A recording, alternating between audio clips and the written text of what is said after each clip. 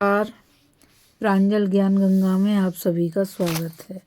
हम संक्षिप्त महाभारत का पाठ कर रहे हैं जिसमें कि शांति पर्व चल रहा है। आगे हमने कथा में आत्मा की दुर्विज्ञता की कथा को पढ़ा था। अब कथा में आत्मदर्शन का उपाय की कथा को पढ़ेंगे। मनु जी कहते हैं, बृहस्पति जी, जब शारीरिक या मानसिक दुख आ पड़े तो उसके लिए मनुष्य को चिंतित नहीं होना चाहिए। दुख का चिंतन न करना ही उसकी औषधि है। चिंतन करने से तो वह सामने आता है और अधिकाधिक बढ़ाता ही है। अतः मानसिक दुख को विचार से और शारीरिक व्याधि को औषधि से दूर करें। यही विज्ञान की सामर्थ्य है। बच्चों के समान शोक नहीं करना चाहिए। यौवन, रूप, जीवन, धन संग्रह, आरोग्य और प्रयोजनों का समागम, ये सब अनित्य ही हैं। विचारशीलों को इनका लोभ नहीं करना चाहिए। जिस दुख का सारे राष्ट्र से संबंध हो उसके लिए एक व्यक्ति को शोक नहीं करना चाहिए। हाँ, यदि उसे उसके प्रतिकारक कोई उपाय दिखता हो तो शोक न करके वह उपाय ही करना चाहिए। इसमें संदेह नहीं, मनुष्य के जीवन में सुख की अपेक्षा दुख ही अधिक है। जो पुरुष इंद्रियों के विषयों में राग करता है और उसे मोहवश मौत के मुंह में जाना पड़ता है, किंतु जो पुरुष सुख दुख दोनों को त्याग देता है वह पर ब्रह्म को प्राप्त कर लेता है। विचारशीलों को उसके लिए शोक नहीं करना चाहिए। विषयों के उपार्जन में दुख है, उनकी रक्षा करने में भी सुख नहीं है, तथा दुख से ही उनकी उपलब्धि होती है। अतः उनका नाश हो जाए तो चिंता नहीं करनी चाहिए। जिस समय बुद्धि अपने कर्म जनित संस्कारों के सहित चित्त की मननात्मिका वृत्ति में स्थित हो जाती है, उसी समय ध्यान योग जनित समाधि से ब्रह्म का साक्षात्कार हो सकता है। नहीं तो जैसे जल की धारा पर्वत के शिखर से निकलकर ढाल की ओर बहती है, वैसे ही यह गुणात्मका बुद्धि गुणमय पदार्थों की ओर ही जाती है। जिस समय यह ध्यान योग के द्वारा निर्गुण तत्व तक पहुंच जाती है, उसी समय कसौटी के द्वारा जैसे सुवर्ण को पहचान लिया जाता है, वैसे ही इसे परब्रह्म का अनुभव हो जाता है। अतः इंद्रियों के सब द्वारों को रोककर मन में स्थित होना चाहिए। इस प्रकार मन की एकाग्रता होने से परमात्मा की प्राप्ति हो जाती है। जिस प्रकार गुणों का क्षय होने पर पंच महाभूत निवृत्त हो जाते हैं, उसी प्रकार बुद्धि समस्त इंद्रियों के सहित मन अहंकार में लीन हो जाती है।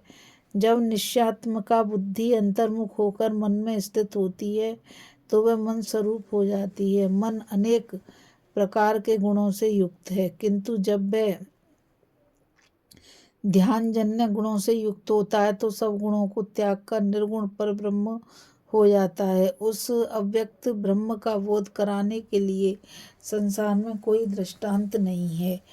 जहाँ वाणी का व्यापार ही नहीं है, उस वस्तु को कौन वर्णन का विषय बना सकता है। इसलिए तप से, अनुमान से, समाधि गुणों से, ब्रह्मांड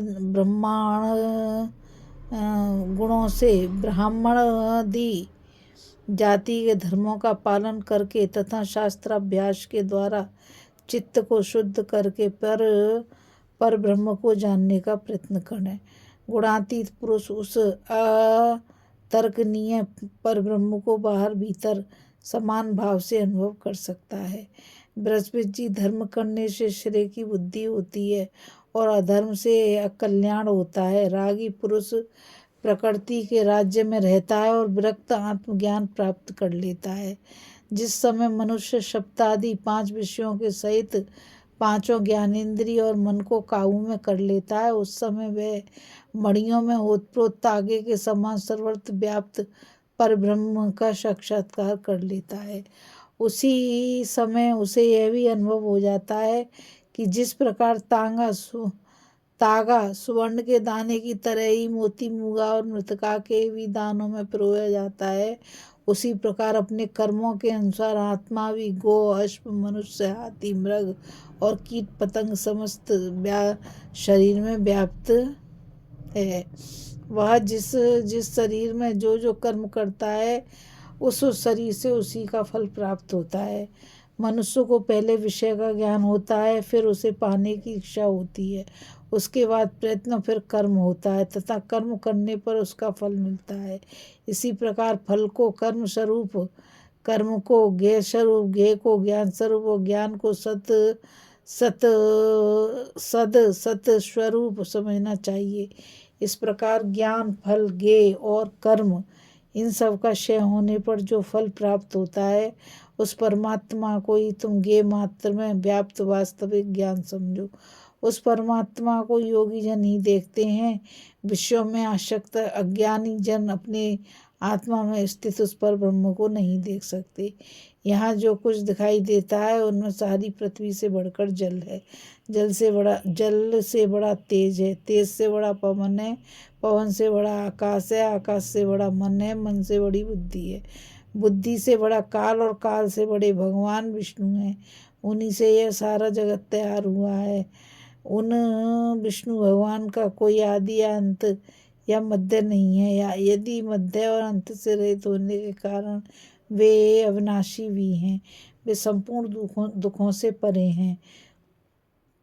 दुखी शांत हुआ करता है। अविनाशी विष्णु ही पर ब्रह्म कहे जाते हैं। वे ही परम धाम और परम पद भी हैं। उनके पास पहुंचकर जीव काल के अधिकार से निकलकर मोक्ष प्राप्त कर लेता है। परंतु दुर्भाग्य, साधनहीनता और कर्मजनित अंतरायों के कारण मनुष्य को उनके पास पहुंचने का मार्ग दिखाई नहीं देता।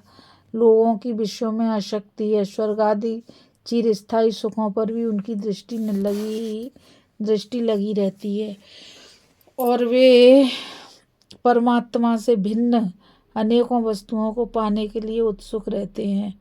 इसी से उन्हें परब्रह्म की प्राप्ति होती है। मनुष्य इस संसार में जिन जिन विषयों को देखते हैं उन्हीं को पाना भी चाहते हैं। उसी प्रकार वे विषय के पीछे ही भटकते रहते हैं। निर्विषय परमात्मा को पाने के लिए उन्हें कभी इच्छा नहीं होती। भला जो इन तुच्छ विषयों में फंसा हुआ है परब्रह्म परमात्मा को कैसे जान सकता है। वास्तव में परमात्मा अत्यंत दुर्जय है।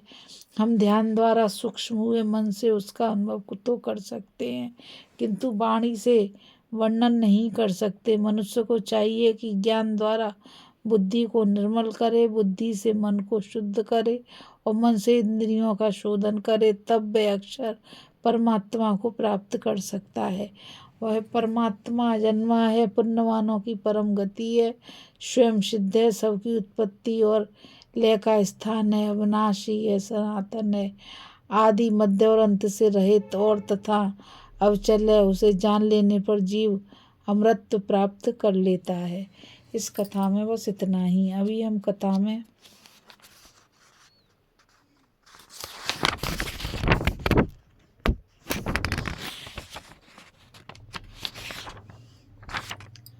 आत्मदर्शन का उपाय की कथा को पढ़ रहे थे। अब हम आगे कथा में भगवान विष्णु से विश्व की उत्पत्ति तथा 12 अवतार के वर्णन की कथा को पढ़ेंगे। इस कथा में बस इतना ही। मुझ गीता रावत को आज्ञा दीजिए। कल फिर मिलेंगे एक नई कथा के साथ। राधे राधे। जय श्री कृष्णा। नमस्कार।